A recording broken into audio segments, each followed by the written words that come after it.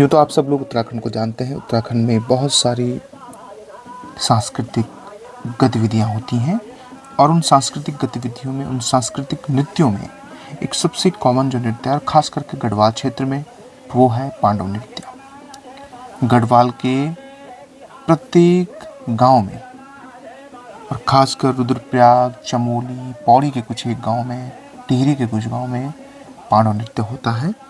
और वो पांडव नृत्य, उसमें पांडवों, कौरवों की और जो महाभारत कालीन जो कथाएं हैं, जो गाथाएं हैं, वो बताई जाती हैं। इनमें से ही एक, उस पांडव नृत्य में एक गैंडे की कथा आती है और उसको कहते हैं गैंडी कौथिक। और पांडव वार्ता में गैंडी कथा विशेष रूप से उल्लेखनीय है।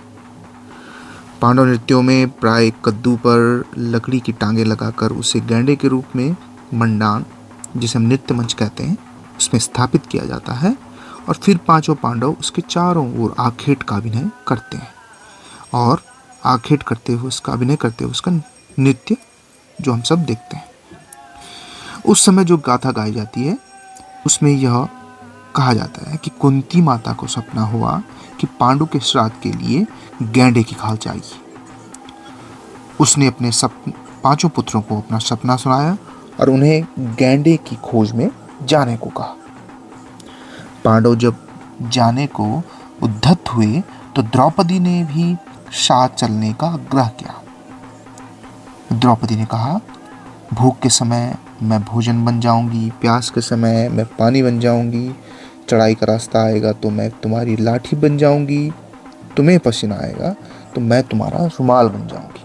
किंतु पांडव उसे साथ नहीं ले गए क्योंकि उसके पास आवश्यक वस्त्र और गहने नहीं थे। पांडव घूमते घूमते हरियाली ताल में पहुंचे। वहाँ उन्होंने सीतारामी गैंडी मिली। उसने कहा, मैं स्त्री हूँ, इसलिए मुझसे तुम्हारा काम नहीं सरेगा। तुम गाजली वन में जाओ, वहाँ मेरा पति स्वामीपाल गैंडा रहता है।